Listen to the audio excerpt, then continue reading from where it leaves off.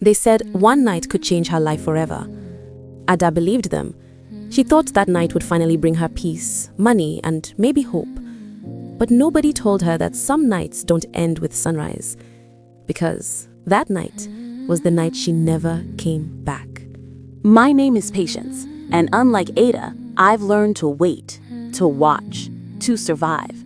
Because in this world, the shadows are alive, and every choice you make can cost more than you're ready to pay.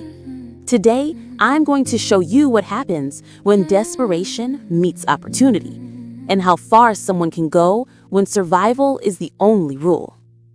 Ada lived with her sick mother in Ajegule, one of those places where people wake up every morning not sure how they'll survive till evening. The streets were noisy, the gutters smelled, but to Ada, that was still home. She was just 21, with a quiet beauty and the kind of eyes that carried sadness deeper than words. Every morning, she would pack fairly used clothes into a black nylon bag and walk to Boundary Market. She would stand under the hot sun, calling out to customers, smiling through hunger, just to sell enough okrika to buy gari for dinner. Life was hard, but she kept pushing. Her mother, Mama Joy, had been sick for months, coughing every night, sweating even when the fan was on. The medicine had finished, and the landlord had already given them a warning: 3 days or you're out. That evening, Ada sat outside their small compound, her chin resting on her knees, watching the sun fade behind the roofs. Her cracked phone was in her hand. The wallpaper was a picture of her and her mother smiling, taken long ago, before everything fell apart. Then, a WhatsApp message came in from her friend Blessing. Ada, stop suffering. Just one night, you fit make 100k, no stress. Ada's heart jumped. She stared at the message, blinking. She read it again and again, then dropped the phone on her lap. She didn't want that kind of life. She had always said she'd never do it.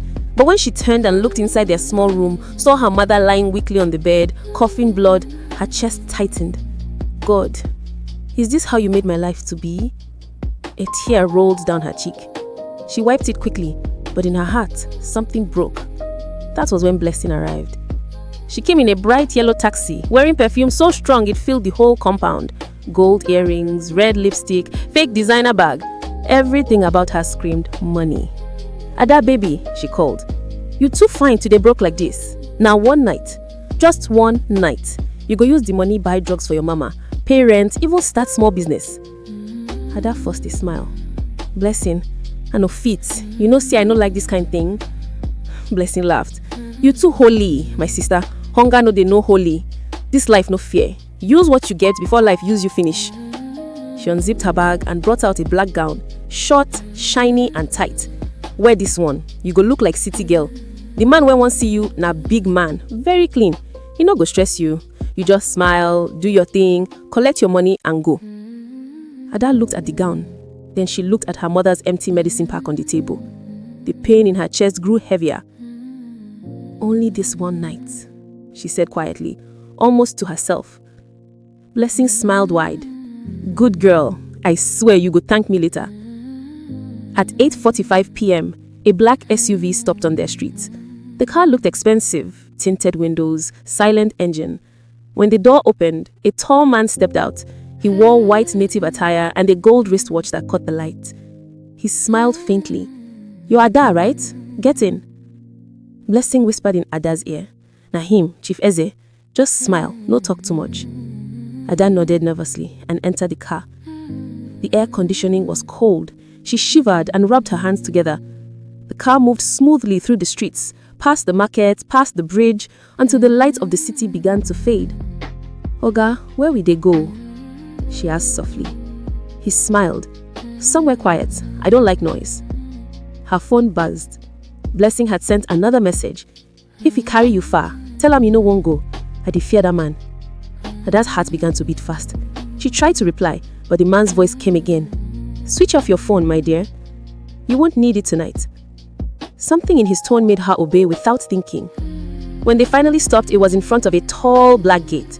It opened slowly, as if someone inside was waiting for them. The compound was huge, surrounded by trees.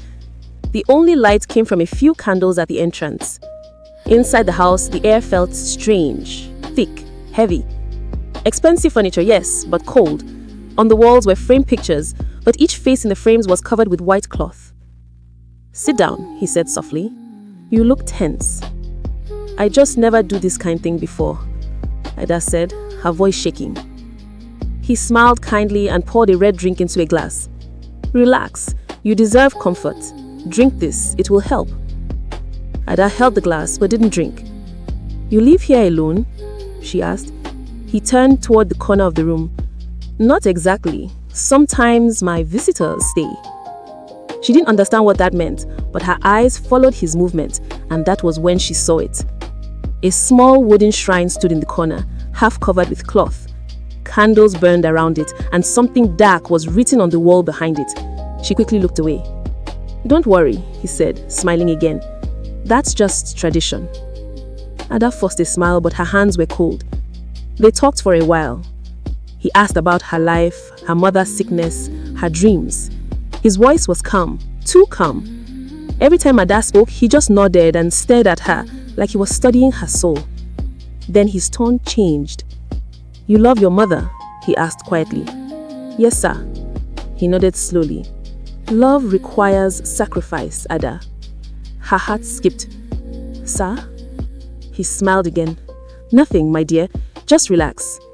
He stood up and walked to the shrine. His lips began to move, whispering something she couldn't hear. Ada watched, fear crawling up her spine. "Oga," she called softly. No answer. "Oga, please, where you dey?" Silence. Then she felt something cold touch her neck. She turned quickly, but the last thing she saw was the candlelight dying and a shadow moving behind her. The next morning, Mama Joy woke up and called her daughter's name. "Ada, bring water, make I take my medicine." No answer. She looked beside her. Ada's bed was empty. Her slippers were still by the door. Her phone was gone. Mama Joy smiled weakly, thinking maybe her daughter had gone early to the market. But by afternoon, she began to worry.